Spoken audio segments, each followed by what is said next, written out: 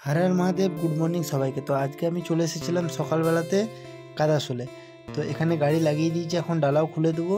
তো এখানে বাড়ির মাল লোড করলাম, তো লোক কম ছিল তাই আমি লেগে দিয়েছিলাম, তো তাই তোমাদেরকে লোড করার ইয়ে দেখাতে পারলাম না। তো ফাইনালি বড়জোড়া থেকে লোড করে বেরিয়ে গেছি।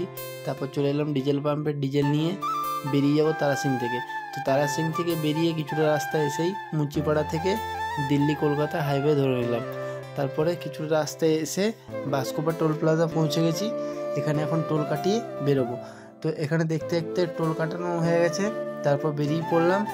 তো এখন হাইওয়েতে যাচ্ছি, আর কোথায় যাচ্ছি সেটা তোমাদেরকে বলবো, চলো দেখতে হবে, ভিডিওটা দেখতে থাকো, বলবো কোথায় যাচ্ছি।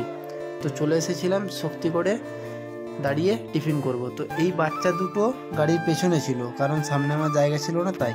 তো গাড়ি এখন এইখানে লাগানো থাক, আর যাই ঝটফট করে দোকানে যেয়ে টিফিনটা করে নিই। তো এখানে কচুরি ল্যাংচা নিয়ে আমি খাচ্ছিলাম, আর এদিকে দাদারা খাচ্ছিল, যে দাদাদের মাল সেই দাদা। আর যে দোকানে ঢুকেছিলাম দেখো ল্যাংচা ভবন।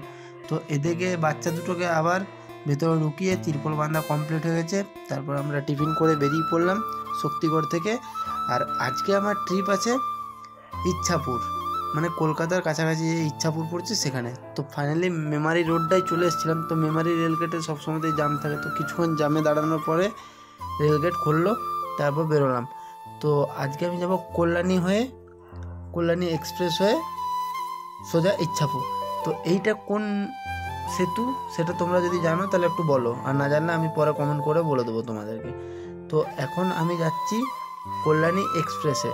তো কিছুটা রাস্তায় এসেই যেখানে মাল খালি হবে সেখানে প্রায় চলেই এসেছি কাছাকাছি। তো এখানে গাড়ি লাগিয়ে ডালা খুলে দিয়েছি, মাল নামানো আরম্ভ করে দিয়েছি। সঙ্গে আমিও লেগে দিয়েছিলাম, কারণ দাদাদের লোক কম ছিল তাই আমি লেগে দিয়েছি। তো এখানে এখন খালি হয়ে গেছে। তো আমি যাই বাড়ি, দেখা হচ্ছে পরে ভিডিওতে। ভিডিওটা কেমন লাগলো অবশ্যই বলবে।